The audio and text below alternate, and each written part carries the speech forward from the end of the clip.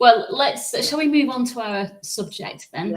Yeah. So we've always done it this way. So come on, Melinda, tell us what's all this about? Well, first off, I suppose I should introduce myself for those who are new to the program.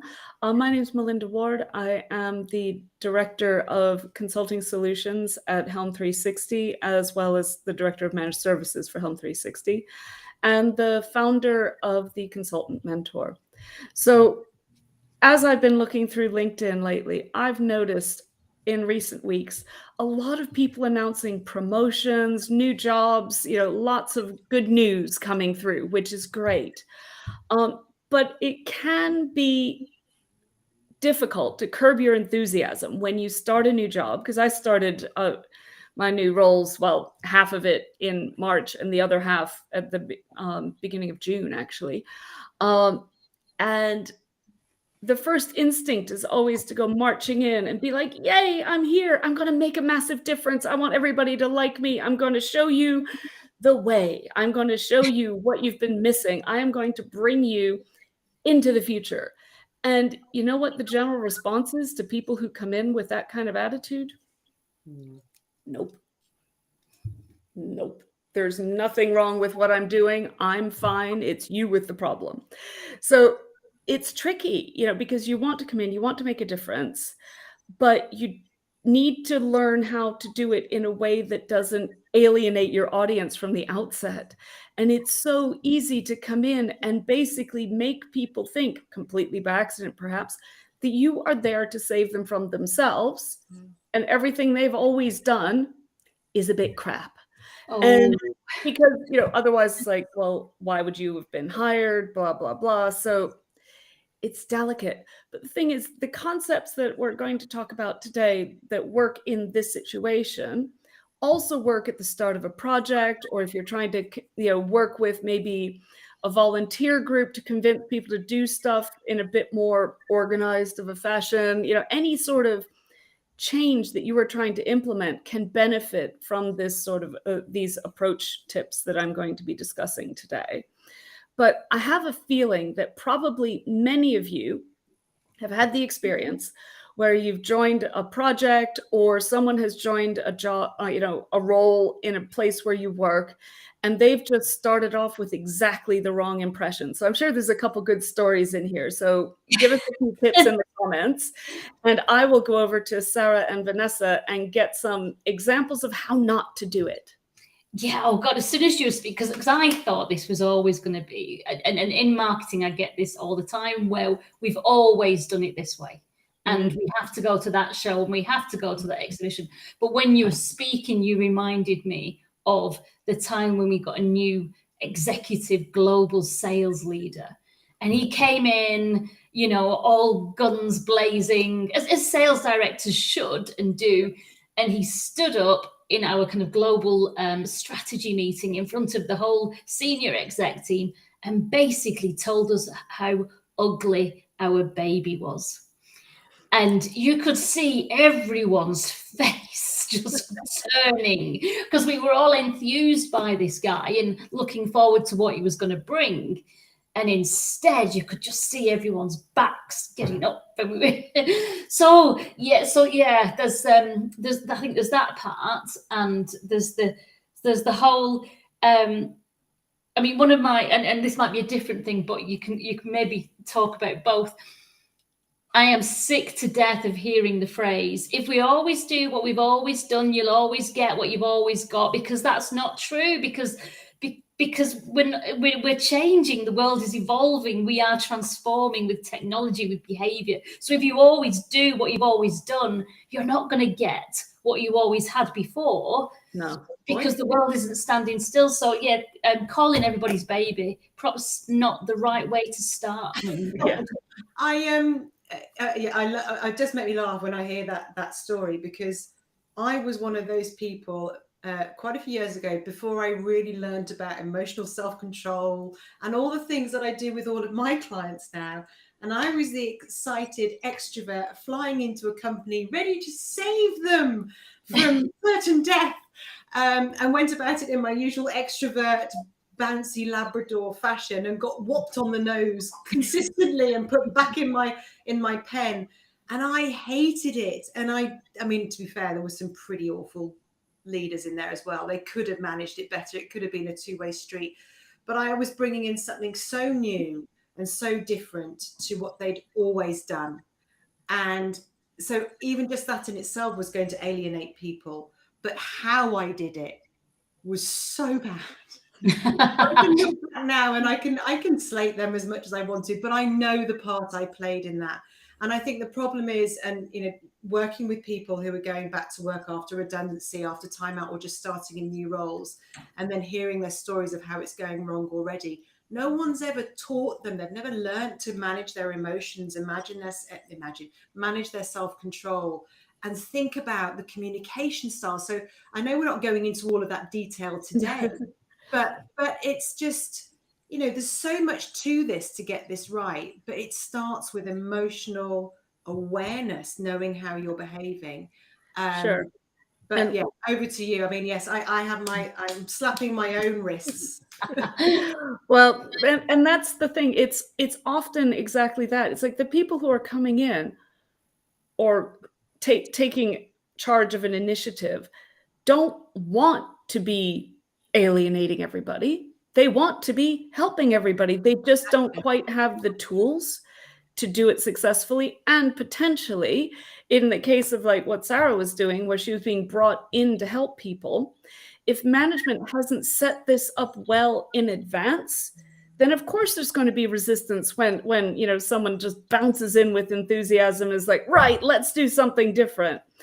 So can I just now you said that, that's a brilliant point, is that I was brought in almost on a whim by the person who owned the business. It wasn't a whim at all. There was a really good business, but it felt like a whim, possibly, to other people. Yeah. Plus the fact I was female and none of them were, plus the fact I was young and they were all middle-aged, yada. But yeah, it's a really good point. If there's no cohesiveness at the top, you're already fighting a losing battle. Yeah, so I find that, who the message about the change is coming from is also important. And there has to be a vision from everybody of why this change is happening to begin with. Why have we brought in a new person into this role? Why have we reorganized? Why have we decided to bring in a consultant to tell us about stuff and how to do stuff differently? It doesn't have to be a big why. It doesn't have to be, confidential company information and budget sheet stuff. Not at all. It's just to set people up like, hey, we're doing okay in this area, but there's really scope to do better. And I think that a fresh perspective might help. Is really enough to get the ball rolling in some cases. But one of the things that when you're the one coming in is most important to do is to think about how people are going to react to your presence and what are the initial reactions that those people are going to have before they've even met you. And the typical things are, as far as like reaction to change, you don't know me. You don't know what I do. As in, you don't know my job. You don't know my struggles. You don't know the context in which I am doing my job. And there's also potentially an element of fear because people build their own authority within an organization or even within a project team. And if suddenly they are potentially going to be told that they are no longer the expert or they have more to learn, that can undermine their authority within the rest of the team or the rest of the organization. And that's not a comfortable place to be. And that breeds resentment in those people. So often the people who are the biggest antithesis to change are the people who have been in the organization or on the project the longest. Why? Because they are the authority and they don't want to lose their positions of authority or their perception of authority within the wider group. I think that is such an important point to remember is you talk about what you're describing is when you're standing in someone else's shoes, thinking about it from their point of view. That's empathy. It's one of the biggest ways to build trust, empathy and credibility. So if you do the empathy piece first, brilliant. How are you feeling? What might they be worrying about? All of that. Mm-hmm. But you also said there may be fear. There will 100% be fear. The level of fear might change. Yeah. I guess the more confident we are, the less we'll fear anything. But A lot of people think as soon as you bring in a consultant, their first thought is my job's at risk. Yeah. And so wherever there's change, wherever there's someone new, someone different, there's a fear response, but I guess it depends on how big it is. So completely concur with all of that. Yeah. So, and I've actually, when I've done big implementation projects where people legitimately fear that bringing in a new system and potentially with some automation aspect to it, they immediately think not, oh, this is going to help me so that I can do the more interesting parts of my job better and, delegate the repetitive bits to the, solution. No, they immediately think AI is coming to take my job. The robots are coming to take my job. And it's just the natural fear response. It's I want to protect my bubble. I want to make sure that I still have a job. So I am going to do everything I can to stop progress so that I can stay in my role and stay doing what I know and keep my authority. And so I will actually address that sometimes right in our initial conversation with people. Say, right, this system is not here to replace you. And sometimes just saying it out loud is all they need. But it's part of the first key thing, which is engage. Engage early and often with everybody who is going to be touched by the change that you want to propose or implement or whatever your frame of reference is. Because if you start talking to people early, saying, hey, change is coming, I want to learn from you. How do you do things now? What's your current process? What are your current challenges? What are the things that frustrate you most about your job? And what do you think could be made easier? These might be super small things which are not on the radar of the big project team, or it's not on the bullet list of great benefits for shareholders. It could be as simple as, oh, if I didn't have to tick this little checkbox on a form 50 times a day, if it could be defaulted, my life would be a lot simpler and I wouldn't have the risk of forgetting it. Now, that's something that nobody wants, would put on a big PowerPoint slideshow. You won't have to tick the box every time you fill out, this form. But the thing is, it's something that affects those individuals in that role. And for them, it is significant. So if that's the case, when you're talking to people in that role, you highlight those things, the things that are important to them, not only the things that are important to the shareholders, the directors, the executive tier of the business. And that will help you get a connection with those folks. It'll help you get insights that can it will make the implementation better. It will improve adoption, and it can help you with things like testing out a process or a solution. Because if you know how people are using things now or doing things now, you can speak to that. You can speak to that in training. You can speak to that in identifying features or milestones or objectives that you might have, like secondary ones that may not have been identified up front. It's always amazing to me when I go into new project workshops and start talking to the people who actually do the job every day. And if I say to them, what would your objectives be for this change? The list that they give me is often complementary to, but vastly different from, the objectives that I was given when I was given the project. I like that you're kind of, because if I go back to my example of this, this firebrand sales director, he came in to establish his authority and called our baby ugly. But what you're saying is establish their authority first, put them at ease, make them safe, and then lead in with understanding their problems so that you can say, oh, you can use your authority and your expertise to help them. Yeah, it's that moderation, and it's allowing people to have their space and keep their space, and figuring out how to message it so that they want to come with you on the journey you want to lead them on. Yeah. You're describing great leadership. That's what you're describing. And what I love about all of the stuff that we talk about, it hits so many different buttons, doesn't it? So many different categories. You're describing the need to build trust. And when there's trust, there's great likability. And when there's likability, you can do anything. Exactly. You know, and if I don't like you and I don't trust you from the word go, getting that trust back and getting that liking back is really hard. It's really hard. Yeah. So it's, you know, this is kind of skills for life. As anybody going into any job or doing anything with anyone, you know, give people a chance to speak. And something, as you were talking, Vanessa, I just wrote down the word intent. If the intent is right, I'm here to help, not here to show off and be the firebrand and the firecracker and set things alight here, then that builds a far better business anyway. And there's we're getting there in the leadership arena, helping people understand the importance of this, but it's nowhere near there yet.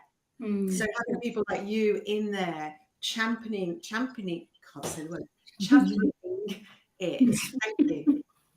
And people learning from this and listening to this, being able to go and do it, it's wonderful for anyone who's going to be on the receiving end of it. And it's a tool for sales as well, for anybody who's doing sales. Sales is effectively change management, but truly, selling is helping. And I can't tell you how many times I get people steaming into my LinkedIn in-mail saying, right, I'm here to solve all your problems. It's like, really?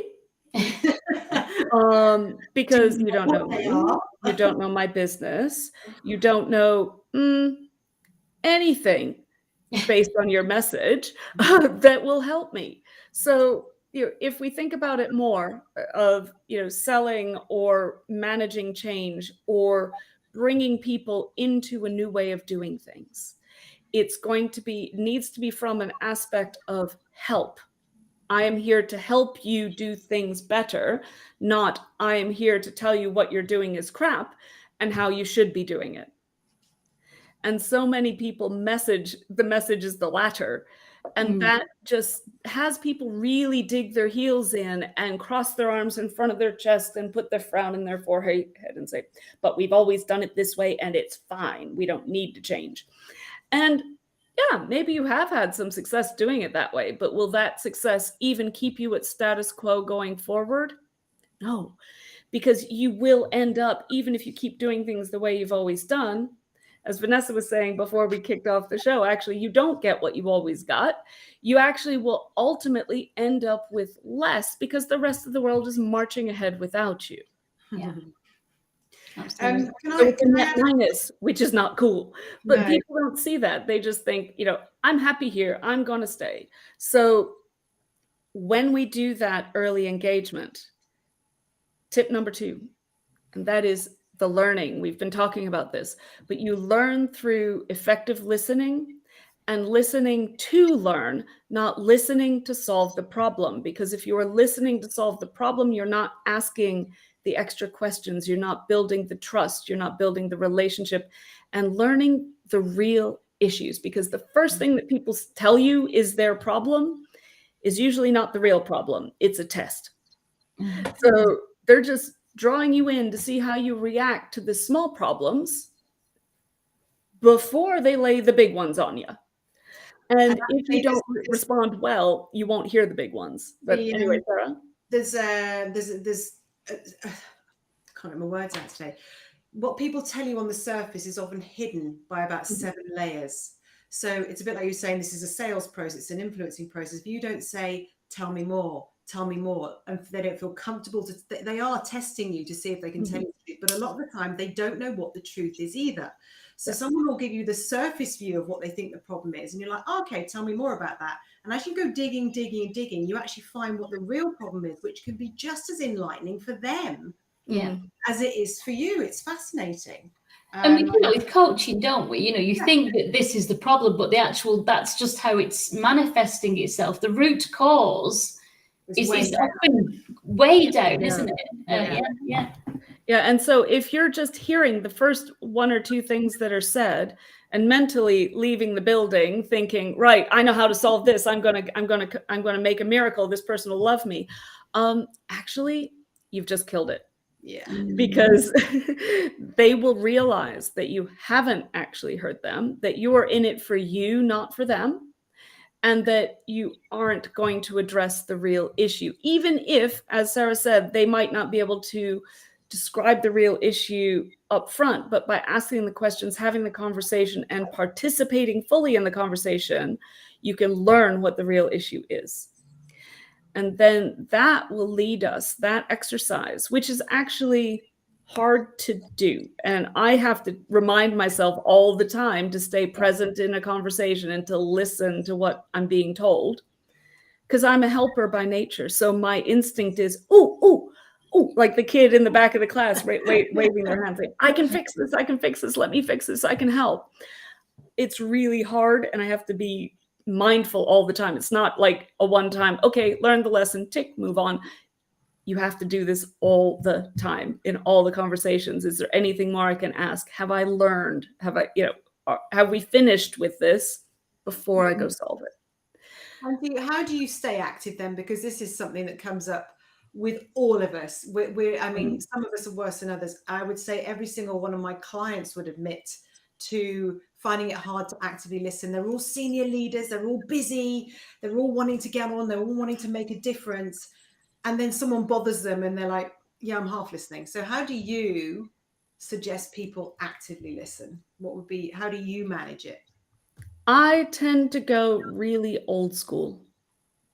And that is with one of these.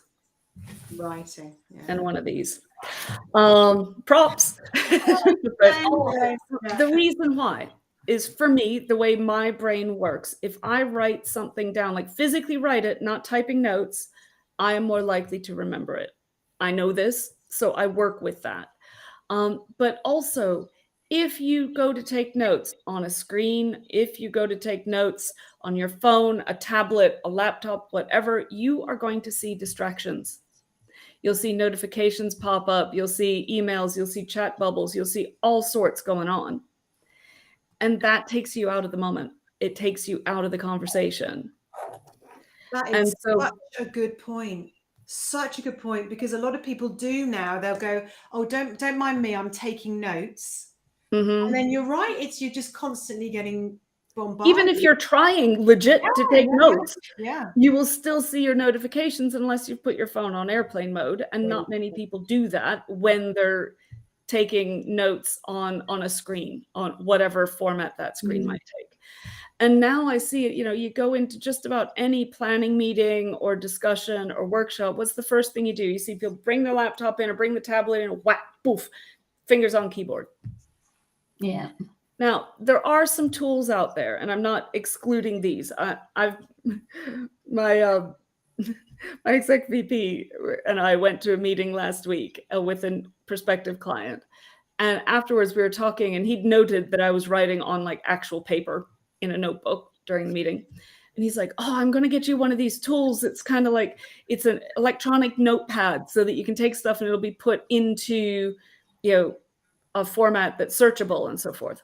So that's something that you could go for as an option. But as long as it's not connected to other things and distractions. But what is everybody else doing? Is this something that are you all still like in the land of pen and paper? Or do you tend to do online note taking? Or are you one of those people who's graced with a super memory and able to just really sit in a conversation and absorb what people say? Hit us up in the comments with that, with your ideas. And also, if you've had any awkward experiences where you've been trying to explain your concerns to someone and they're not receiving, did you try to get them back on track, or did you just let them run down the path and figure it was a lost cause? Let me know what you think. So I'm just while people are telling us kind of what they do, I'm definitely old school pen and paper. I did try Evernote. This is a kind of a pen and paper, and you use a special pen and a special paper, and then it deciphers your handwriting. That was where it went wrong for me. And to then kind of type up your notes. But I spent just as much time trying to decipher what it tried to decipher from my notes, because my writing, especially when I'm listening and somebody's speaking at speed, you know, my writing isn't the best. So back to pen and paper for me every time, and it's much. I'm so pen and paper. So somebody I met, one of my clients, suggested that I use my iPad, because what happens is I write loads of notes and then I've got to transport that somewhere to keep it safe, because I've got this many piles of paper in notebooks. But actually I couldn't read my own writing because it was all scribbly all over the iPad. Now what I do is I just take a picture of the notes I've taken, send them to myself to file them. But let's see what other people are doing. And the other thing you just said, actually, before I do this, is maybe you've got a memory where you can remember it all. 99.9% of people won't be able to do that. And when you write something down, obviously you remember it more. But your mind's so full of things. If you're not writing things down, you're never going to remember what you said. And then you look an idiot when you go back and go, oh, what did we talk about? You know, you're not building credibility. So what are people doing? Sean McDonald's notepad and paper. Good on you, sir. We're the same. Pen and paper every time, plus science backs this up. Notebook rule. Yeah, I totally agree. And Sean McDonald says notepad. He's twice. He's so insistent. He's using it twice. Oh, because the first time it was notepad and paper. I see, but there's actually a pen involved too. There's my looking skill wasn't working. You meant we filled in that. Thank you. And Deborah's also saying, I introduced into a training program workbooks had screenshots but no notes. Delegates had to write their own notes. Total shock at first in the delegates, but it went down a storm and total success. I'm so with you. That's a great method. I do a lot of training courses, and where people just think you're going to spoon feed them. One, they don't read it, and they're not connecting their learning with what they're hearing, and it actually reduces the amount of retention that because people just assume, oh, I'll just look at this later, knowing that it will never happen. I mean, I've been told before in training and in kind of seminars, you know, when they see me manically scribbling everything down, they'll say, oh, don't worry, we're gonna give you the notes. And I'm like, no, that won't work for me. I need to write them down. Same. So maybe there's obviously something to do with learning styles here. Some people are better listeners and then go back and want to look back at it. But the point is, we know there's a connection between hearing, listening, and writing things down. It's the same with preparing for meetings too. If you just think, oh, I think I've thought what I need to do in this meeting, you haven't written down some notes. Guess what? You go all over the shop. So circling back to the idea of, getting beyond that resistance, getting beyond we've always done it this way, and there's nothing wrong with the way I'm doing things. This learning process that we've been talking about, the taking the notes, the going back, identifying thing, this lets us do the next thing, which is the third top tip, is to identify, use the engagement, use the learning to identify the value add items, document them, publish them. If you're doing kind of a longer term campaign, drip feed them to people. And it can be like department specific, team specific, and so forth, like kind of role based, because what's important to one team might be, say, in an accounting role, might be completely different to the quick wins for the marketing team or the sales team. There's nothing wrong with having consistently formatted messages, but that are targeted to different key audiences, to build that engagement, to build that comfort with the idea of the benefits of change. Because where I see things going like utterly pear-shaped with any change is when people are told, like kind of the day before, the day of, right, we're doing something different. Here's your new system. Here's your new method. From now forward, off we go. And, everybody's like, wait, what?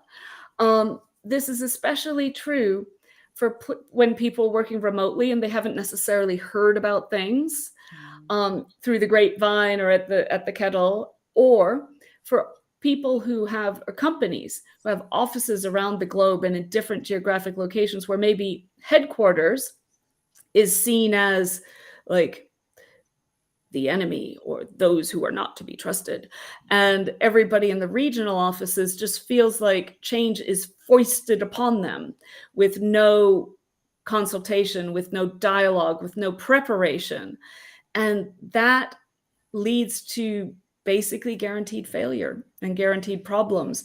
Sure, with a bit of duct tape and bubble gum, you might get the system implemented at the end of the day. But for example, some years ago, there was this massive IT project where billions were spent for the UK National Health Service, and it was supposed to revolutionize things, and patient records were supposed to be online, and everything's going to be automated, and it's going to be great. The problem was that nobody talked to any of the actual doctors, and nobody talked to the practice management. Nobody talked to the people who were doing the scheduling. And guess what? When they got it, they're all looking at it saying, what? Why This would you can't do work. that? And so it was a case where a bunch of very highly compensated consultants had come marching in, said, we have a target operating model. We know how things should be done. We are going to implement this. They spent quite literally many, many millions, rolled out this whole system, and years later, nobody's using it. Or if they are, it's being used in a very limited capacity. This did not need to happen. No. If there had been the initial consultations, the appropriate panels of actual end users called in, communication said, hey, here's what we're doing, here's what we're working on, let us know if you've got any ideas.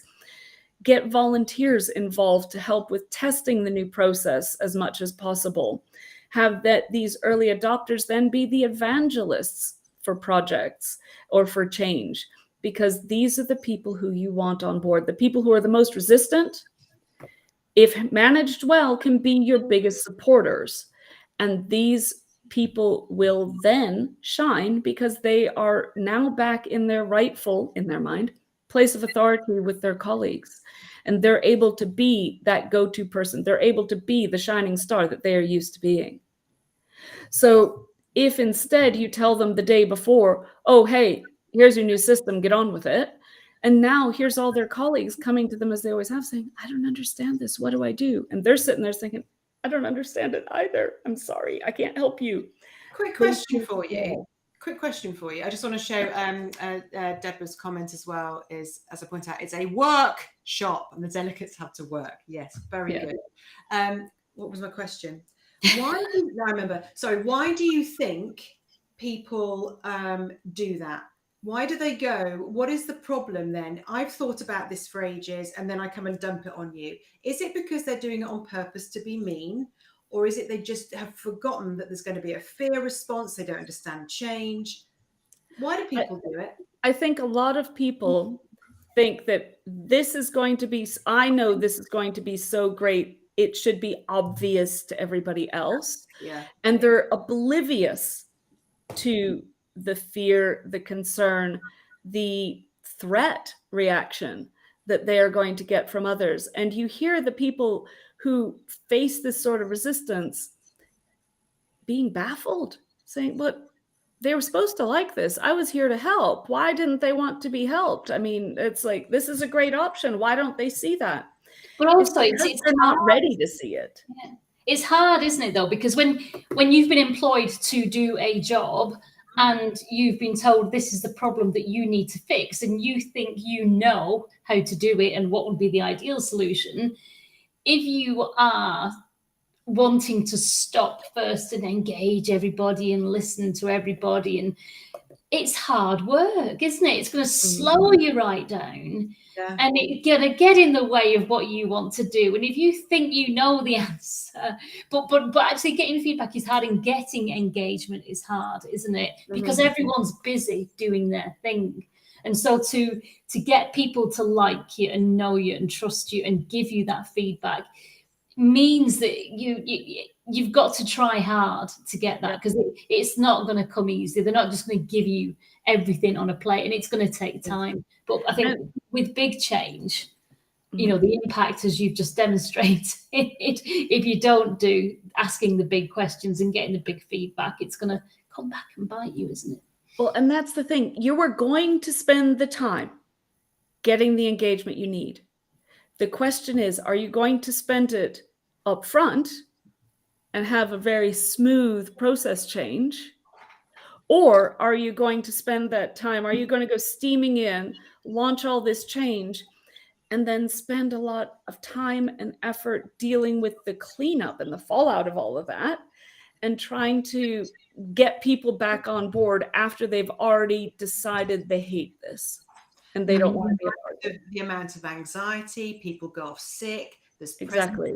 comes in. The knock-on effect is huge. Yeah, the knock-on effects of horrible implementation, you know, or change management are really significant. And it's a material cost to businesses and a material cost to employees. So it'll take longer because you have to get more specialists in and you have to do longer training courses. You're perhaps spending money on licenses for systems or products that haven't been configured to do what they really need to do. You might be spending money backfilling expert people who've left because they've lost their engagement, they've lost the will to live, so therefore they've departed. But that's the brain's power, the knowledge that you really need to keep in the business. Absolutely. So by flipping the agenda on its head and getting people engaged early, that can make a big difference. So what are you doing, like, for our audience members? What kind of engagement exercises are you doing when you are doing any sort of change within your business, or even within also within a volunteer organization, charity, any of those sort of things? It's all the same kind of problem, even though the dynamic is different. Feel free to let us know in the chat what you're doing, how you're trying to get people engaged, and if you have any further tips. We've got actually about like 20 seconds left, don't we? We're over, but it's all good. It's all good. It's really good. So your 3 tips were engage early, learn, and then identify. So there are your 3 tips. So thank you very much. I've learned so much today.